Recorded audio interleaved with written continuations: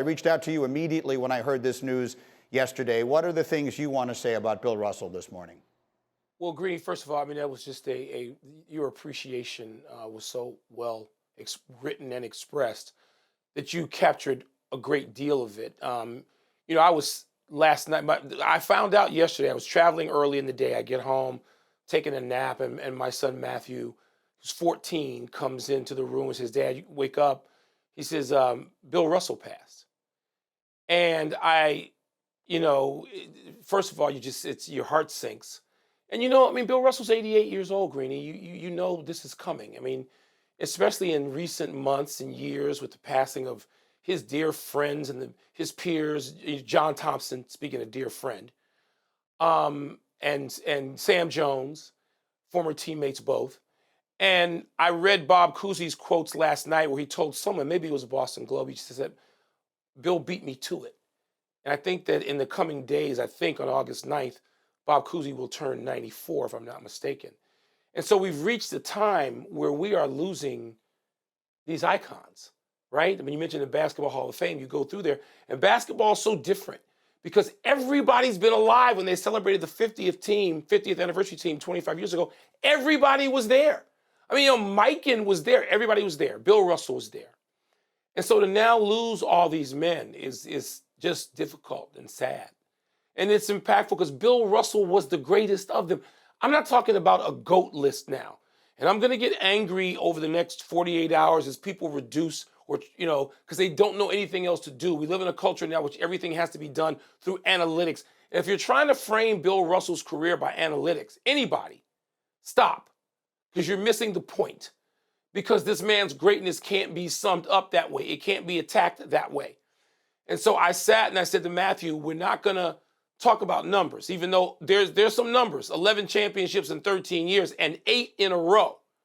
You want to talk about who's great now and LeBron and KD and all that. 8 in a row, 11 out of 13, as you just framed. And so, Greeny, I was trying to get at it with him. I was talking about his home being vandalized while he was while he was on a road trip.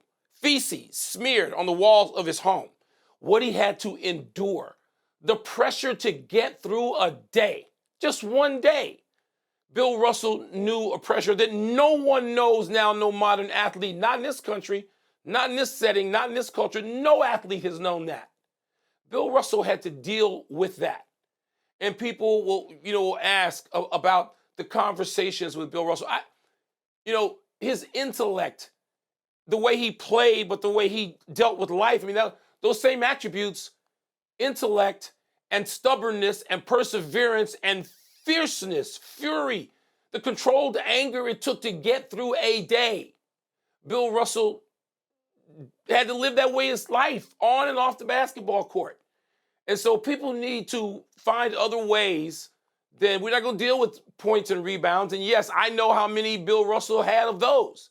Those are completely unimportant when trying to get a hold of his life and his times and what he meant to this game.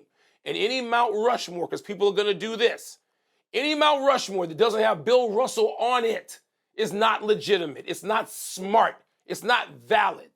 Because to me, he's the most important person to put on a uniform, a basketball uniform, ever. And so I want to ask you in the moments that we have left about that part of it, the person, not the player. How would you describe to someone who may not know, your 14-year-old son or anyone else who may not know, what Bill Russell meant to the culture of the United States and to the sporting world beyond his accomplishments on the court? Well, Greeny, and that's so important in trying to get a hold of this. And that photograph, by the way, is so powerful. The men who went to sort of aid and assist and support emotionally Muhammad Ali after he said, I'm not going to Vietnam. And Kareem Abdul-Jabbar, then Lou Alcindor on the right side of the screen, he was invited there, sort of encouraged to be there by Bill Russell. And so the Cleveland Summit. So we're getting at just, again, the intellect involved.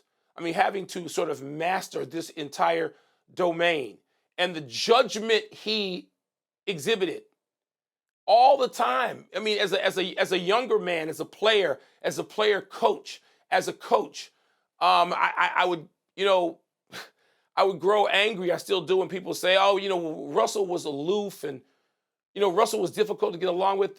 People have no appreciation for the most part of the times in which Bill Russell lived and had to negotiate and navigate, including where he lived them in Boston. And I know he turned things around to a great degree, and many of the people who treated him so awfully in Boston, in greater New England, he made them cheer for him and his team. The Celtics were his team, even more than Red Auerbach. But that has to be dealt with. And I'm sure people in Boston, my friends and relatives in Boston, oh, why do you got to bring that up? Because you got to own it. Because you can't talk about Bill Russell in any context that matters without dealing with that, with what happened to his home when he was away on a road trip and how unwanted he was there. All of that. And so, but again, the fierceness, the intellect, the competitiveness, the ability to lead other people. When you see people like Jerry West, his fiercest opponents, Jerry West and the late Elgin Baylor now, just sort of genuflect, wilt before Bill Russell. And I was in a room, I was never around, not old enough, as old as I am, to have been around in person for Bill Russell to play. I watched as a kid. But when you see in a room, Greeny, at All-Star time or the NBA Finals, and you see those men and the respect they paid Bill Russell and how sort of in awe they were of him, it told you so much about who he was. Thank you for watching ESPN on YouTube. For live streaming sports and premium content, subscribe to ESPN+.